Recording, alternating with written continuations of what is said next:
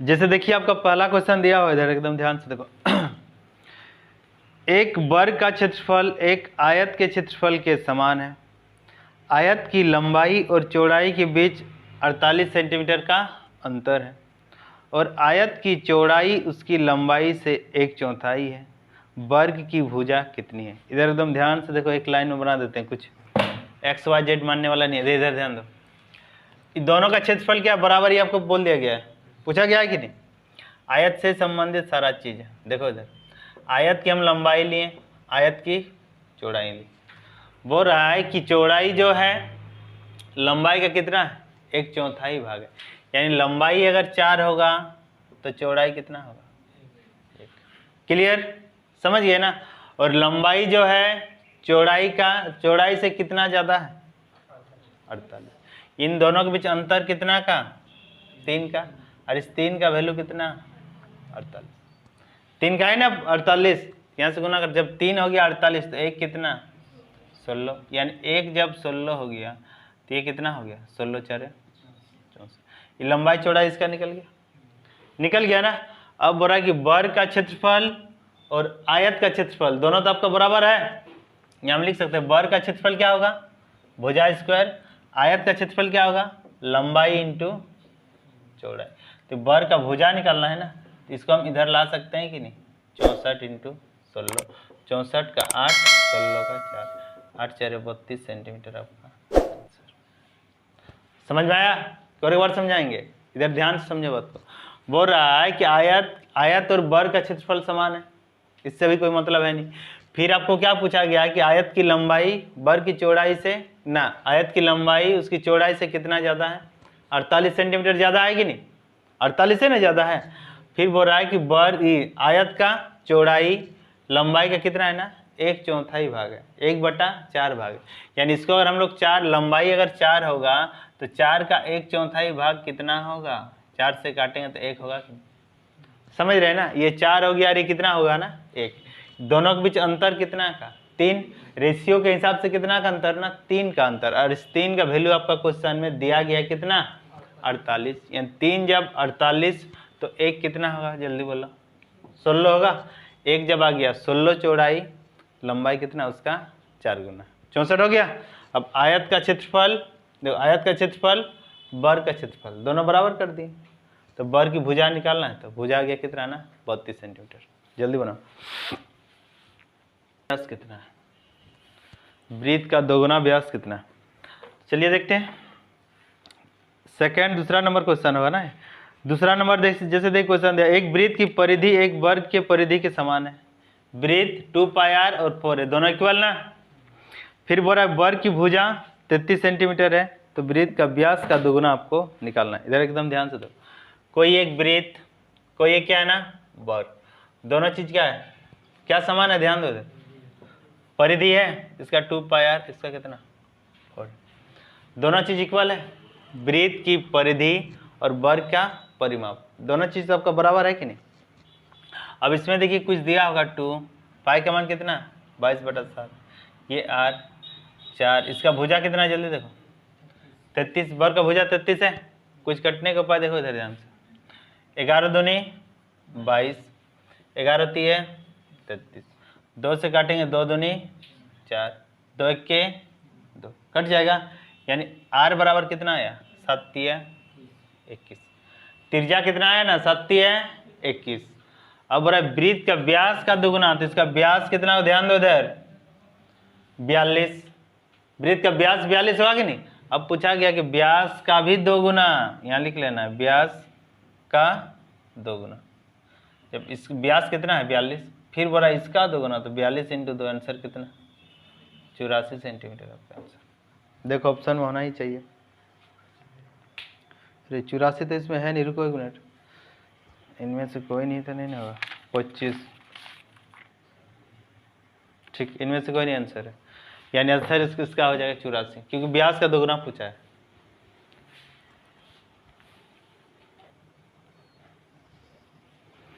जैसे देखिए आपका नेक्स्ट जो क्वेश्चन दिया हुआ, एकदम ध्यान से देखिए।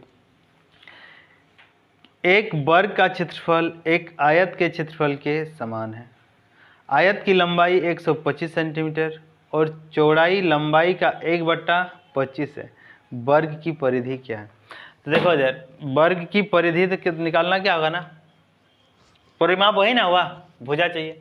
देखो इधर ध्यान से देखो, एक वर्ग का क्षेत्रफल आयत के क्षेत्रफल के समान है। ये वर्ग ले लिए और ये क्या ले लिए ना, आयत। दोनों का एरिया समान है ना। फिर देखो इसमें पूछा गया कि आयत की लंबाई 125, लंबाई यहाँ लिख देते हैं, लंबाई कितना है 125, बड़ा चौड़ाई जो है लंबाई का कितना है 1/25, चौड़ाई जो है लंबाई का 1/25, तो 25 से काटेंगे कितना, 25 5 125, 5 आ गया। अब दोनों का क्या बराबर है, क्षेत्रफल, यानी इसका क्षेत्रफल क्या, भुजा स्क्वायर, इसका क्षेत्रफल क्या, लंबाई गुना चौड़ाई, यही ना होगा। यानी 125 को कितना से गुना करते, जल्दी बोलो, 625 होगा कि नहीं। और 625 का वर्गमूल कितना, 25, 625 का वर्गमूल 25, निकालना क्या है, वर्ग का परिमाप। ये को 25 तो सब मिला के कितना, जल्दी बोलो, 100 होगा, 4 से गुना कर देना है, तो 25 इंटू कितना होगा ना 4, 100 सेंटीमीटर इसका आंसर।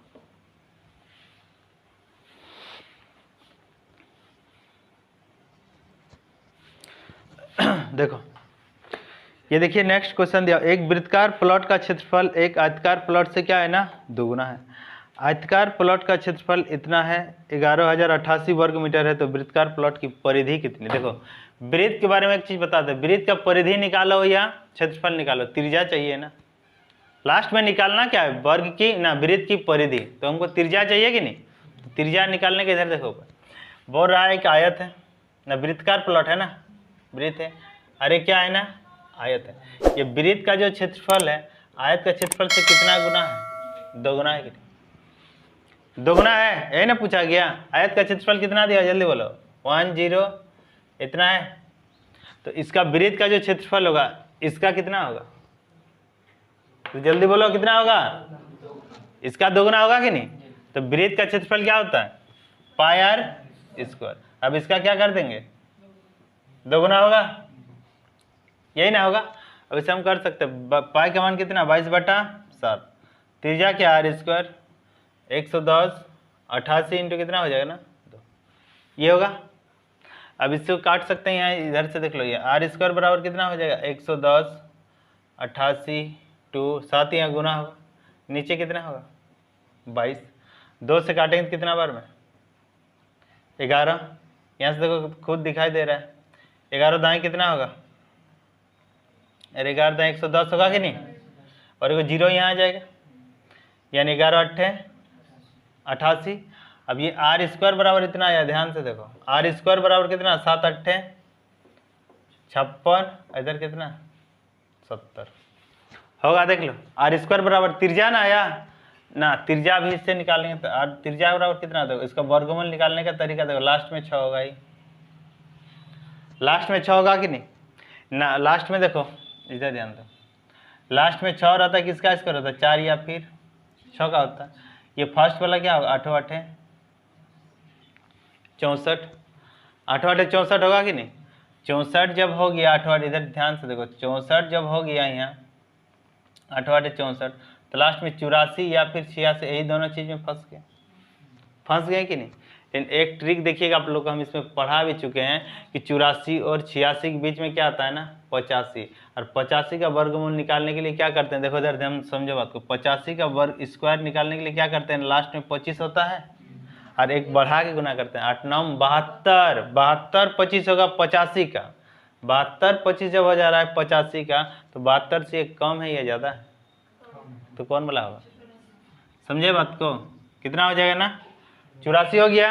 अब वृत्त का निकालना क्या है, परिधि, देख लो इधर 2 पाई आर, 22/7, आर कितना 84, 7 से काटिए 12 7 84, अब गुना कर देंगे, ये कितना होगा 22 दूनी 44, 44 को 4 12 4 48 के 8, 12 4 48 और 4 कितना 52, 528 देखो तो ऑप्शन में, 1 मिनट रुकिए, 528 मीटर आपका आंसर। देखिए क्षेत्रफल में आपको तो एकदम बहुत ही बेसिक चीज़ आपको पढ़ना ही होगा, कहीं क्वेश्चन आपका इस हिसाब से आपका रहेगा। रही बात कैलकुलेशन का, तो कैलकुलेशन तो आपको करना ही होगा।